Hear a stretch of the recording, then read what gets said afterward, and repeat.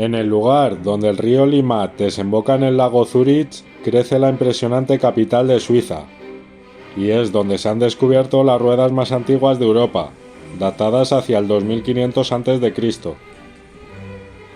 En la Edad del Hierro se desarrolla por la zona la cultura celta del Atene. A mediados del siglo I a.C., al menos 5 de estos pueblos se unen formando la Confederación de los Helvecios, que al ser atacados por germánicos abandonan estas tierras para tratar de buscar asentamientos favorables al oeste de la Galia. Inician una masiva migración de cientos miles de personas que será frenada por Julio César, teniendo que volver a su lugar de origen. Poco después, se estima que unos 10.000 helvecios tratan de ayudar a Vercingetorix en las batallas contra los romanos. Posteriores expediciones de Druso, Augusto o Tiberio acaban por pacificar y romanizar todos los pueblos de la actual Suiza. Los romanos fundan el asentamiento fortaleza con el nombre de Turicum, pero con la decadencia romana y la llegada de pueblos germánicos, burgundios, alamanes y finalmente francos, el nombre cambia por el de Zúrich. Según la tradición, Carlomagno ordena la construcción de una iglesia en el terreno donde hoy se asienta la catedral.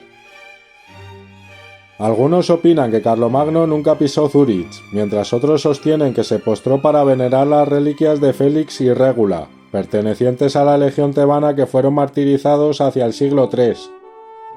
De la devoción de Carlomagno por la legión tebana no hay duda, pero la mayoría de historiadores opinan que muchos de estos santos patrones fueron invenciones carolingias para fomentar el cristianismo y que las ciudades tuviesen puntos en común. En cualquier caso, parece que la catedral se asienta sobre un cementerio de época romana. En la cripta está la desproporcionada estatua de Carlomagno, hecha en 1450, aunque hay que advertir que es una copia.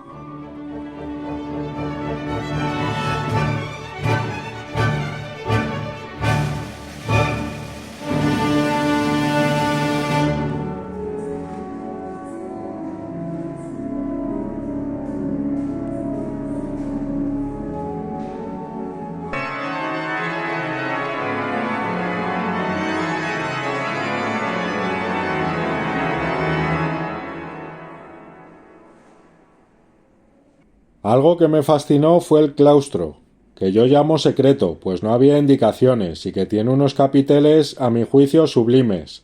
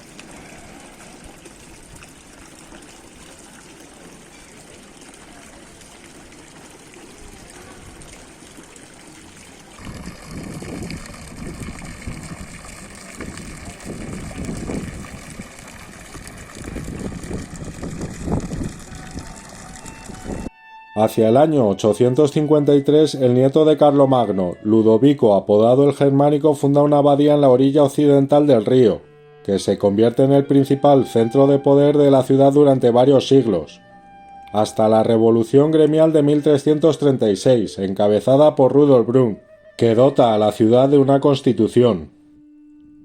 La entrada a la iglesia de la abadía es de 5 euros, así que no accedí, pero en la parte trasera tiene un claustro abierto con unos frescos muy interesantes. Con Rudolf Brunn como alcalde, Zürich adhiere a la Confederación Helvética en 1350, siendo el quinto cantón en hacerlo. En el siguiente siglo la Confederación vive varias guerras y situaciones peligrosas, como en la llamada Antigua Guerra de Zürich de mediados del siglo XV, cuando Zürich entra en conflictos con los demás cantones, siendo expulsado de la Confederación en 1440.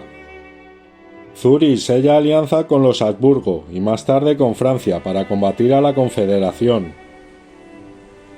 Después de 10 años de intensas batallas con poco avance y con ambas partes agotadas, se decide firmar la paz, siendo Zürich admitida a la Confederación, que había reforzado su unidad ante cualquier movimiento separatista de los miembros. Pero a finales del siglo vuelve a haber conflictos entre los cantones rurales y las ciudades, con varios años de lucha, que será paralizada por la carta de Nicolás de Flue. Este hombre, que había sido capitán del ejército para retirarse como ermitaño, es considerado santo patrón de Suiza, tanto por católicos como protestantes. En 1519 Zürich es el primer cantón en adoptar la reforma protestante, y poco después es el origen del movimiento anabaptista pacifista o trinitario, que se extiende por algunas regiones de Europa. Con la Reforma, la Confederación Helvética se divide entre cantones protestantes y católicos, hasta que finalmente son derrotados los católicos en 1717.